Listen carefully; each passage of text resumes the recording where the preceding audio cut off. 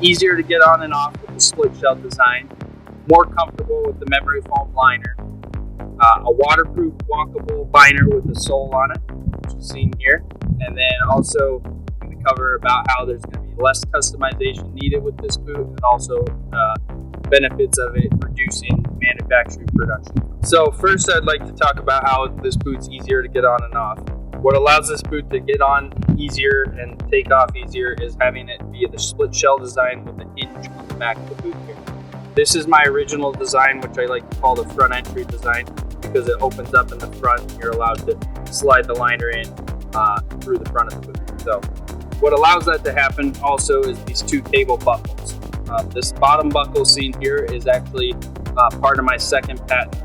Again, what makes the boots easier to get on and off is having the ability to slide into the front of the boot and have it close with the split shell design, and then securely shut with these two cable buckles, one on the bottom and one on the front like that. So this is the second design. The way it works is it securely stays in place by this locking mechanism, which works just like an ankle rivet on a normal shell right now. What this does differently is it has this locking mechanism which you can turn it shut and leave it open.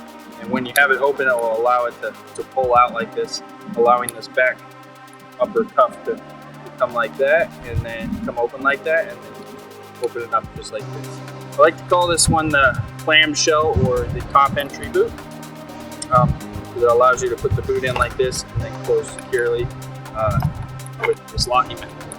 Now, I have not skied with this locking mechanism due to the fact that this is JB welded. So again, these two designs are what allows these boots to be easier to take on and off because of the split shell designs, both the split shell designs, along with the cable buckles, which are both utilized on both designs, one on the bottom and one on the top, just like this. All right, so the second feature I'd like to talk about is the liner itself. And the liner, like I mentioned before, is made out of memory foam, just like this pillow here.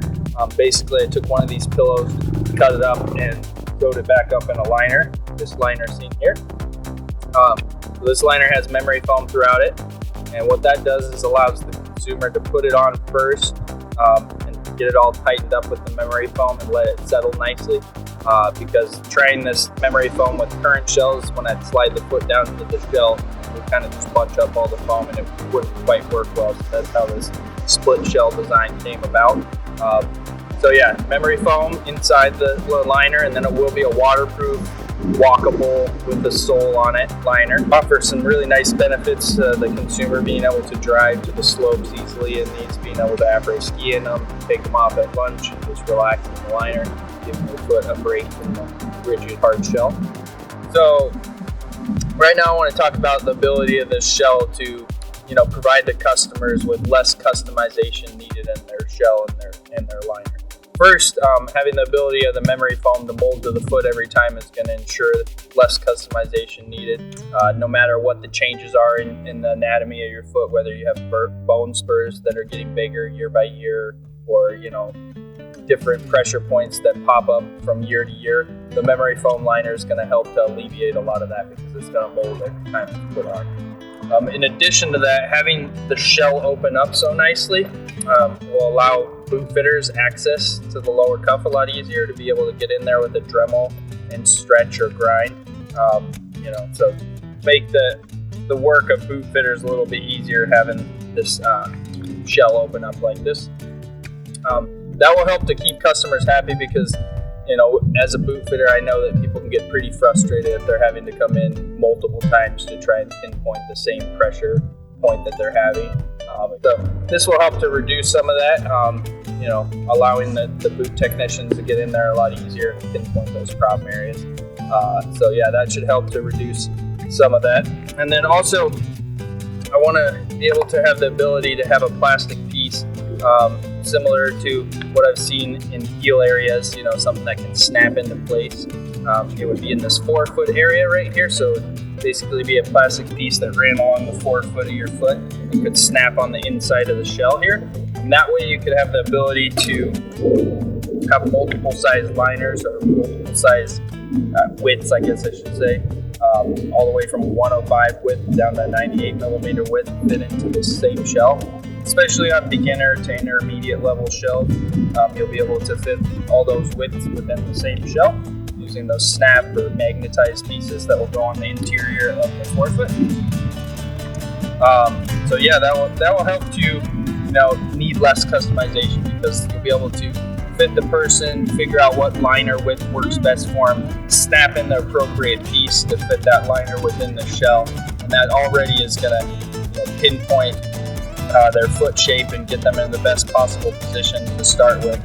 And then along with the memory foam and the ability to have access to the lower cuff for the guy who's stretching, there will be minimal customization needed on the boot.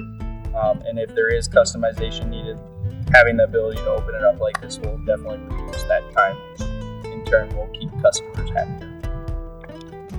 Alright, so lastly I want to talk about the ability of this boot to reduce manufacturing production costs. I already touched on this a little bit with talking about the different widths of liners being able to fit into that same shell.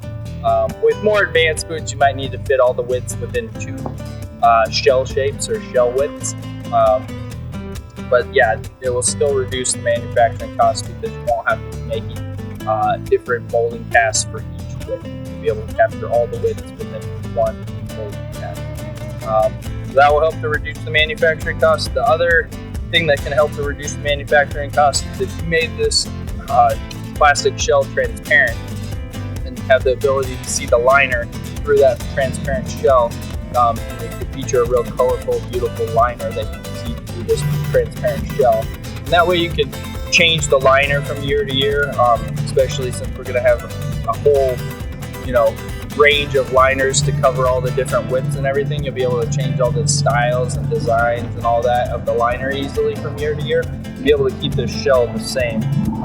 Not having to change the shell will help to reduce, manufacturing costs, because redesigning a liner is a lot less costly than redesigning the shell. And the last feature that I wanted to talk about on this boot is when this boot is shut, you'll have this metal bracket up front here. They cross each other like that. What that does when it interlocks like that is helps these 2 halves to not slide against each other. And what that does is offer a faster transmission to the skis. You're not going to have that delayed reaction because of those 2 halves sliding. Anytime you're turning from side to side, you're not going to have any sliding of the 2 halves and a delayed reaction. So helps to allow these to perform the best way.